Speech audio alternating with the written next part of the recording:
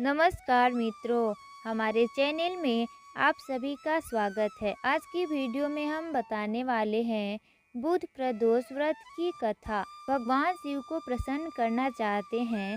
प्रदोष व्रत की शाम को विधि विधान से उनका पूजन करें, फिर व्रत कथा पढ़े। इस व्रत में शाम के समय भगवान शिव एवं माँ पार्वती की आराधना की जाती है। धार्मिक मान्यताओं के अनुसार त्रयोदशी तिथि की शाम को भोलेनाथ प्रसन्न मुद्रा में होते हैं और अपने भक्तों की सभी मनोकामनाएं पूरी करते हैं। बुध प्रदोष व्रत को काफ़ी महत्वपूर्ण माना गया है। इस दिन भगवान शिव के साथ माता पार्वती और गणेश जी का भी पूजा किया जाता है। कहते हैं कि इस व्रत को रखने से घर में सुख शांति और संतान में जीवन की खुशहाली आती है।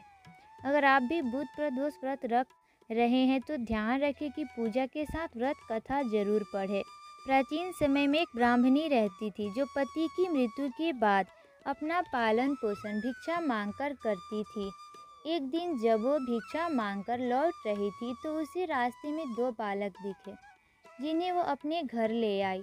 जब ये दोनों बालक बड़े हो गए तो ब्राह्मणी दोनों बालक को लेकर ऋषि शांडिल्य के आश्रम चली गई, जहाँ ऋषि शांडिल्य ने अपने तपोबल से बालकों के बारे में पता कर कहा, हे देवी, ये दोनों बालक विदर्भ राज के राजकुमार हैं। गंधर्व नरेश के आक्रमण से इनके पिता का राजपाट छिन गया है। ब्राह्मणी और राजकुमारों ने विधि विधान से प्रदोष व्रत किया। फिर एक दिन बड़े राजकुमार की मुलाकात अंशुमति से हुई। दोनों एक दूसरे को चाहने लगे। तब अंशुमति के पिता ने राजकुमार की सहमति से दोनों की शादी कर दी। फिर दोनों राजकुमार ने गंधर्व पर हमला किया और उनकी जीत हुई। बता दें कि इस युद्ध में अंशुमति के पिता ने राजकुमारों की मदद की थी। दोनों राजकुमारों को अपना सिंहासन वापस मिल गया और गरीब ब्राह्मणी को भी एक खास स्थान दिया गया, जिससे उनके सारे दुख खत्म हो गए।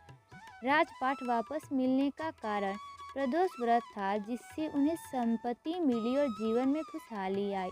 बुध प्रदोष की दूसरी कथा प्राचीन काल की कथा है। एक पुरुष का नया नया विवाह हुआ था।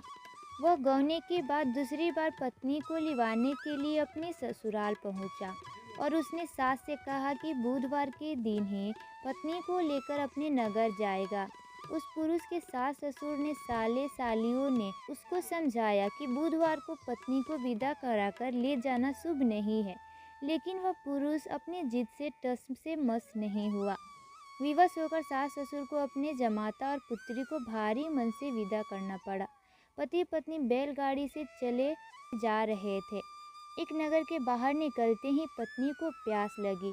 पति लोटा लेकर पत्नी के लिए पानी लेने गया। जब वह पानी लेकर लौटा तो उसके क्रोध और आश्चर्य की सीमा न रही, क्योंकि उसकी पत्नी किसी अन्य पुरुष के लाए लोटे में से पानी पीकर हंस हंस कर बतिया कर रही थी। क्रोध में आग बबूला होकर वह उस आदमी से झगड़ा करने लगा, मगर यह देखकर आश्चर्य की सीमा न रही कि उस पुरुष की शक्ल उस आदमी से हूबहू मिलती थी। हम शक्ल आदमियों को झगड़ते हुए जब काफ़ी देर हो गई तो वहां आने जाने वाली की भीड़ एकत्र हो गई। सिपाही भी आ गया। सिपाही ने स्त्री से पूछा कि इन दोनों में से कौन सा आदमी तेरा पति है। तो वह बेचारी असमंजस में पड़ गई, क्योंकि दोनों की शक्ल एक दूसरे से बिल्कुल मिलती थी। बीच राह में अपनी पत्नी को इस तरह लुटा देखकर उस पुरुष की आंख भर आई। वह शंकर भगवान से प्रार्थना करने लगा कि हे भगवान, आप मेरी पत्नी की रक्षा करो। मुझसे बड़ी भूल हो गई जो मैं बुधवार को पत्नी को विदा कर लाया। भविष्य में ऐसा अपराध कदापि नहीं करूँगा। उसकी वह प्रार्थना जैसे ही पूरी हुई कि दूसरा पुरुष अंतर ध्यान हो गया और वह पुरुष सकुशल अपनी पत्नी के साथ अपने घर पहुंच गया। उस दिन के बाद पति पत्नी नियम पूर्वक बुधवार प्रदोष व्रत रखने लगे। दोस्तों, अगर आपको ये कहानी अच्छी लगी तो हमारे वीडियो को लाइक कीजिएगा और चैनल को सब्सक्राइब करना ना भूलिएगा।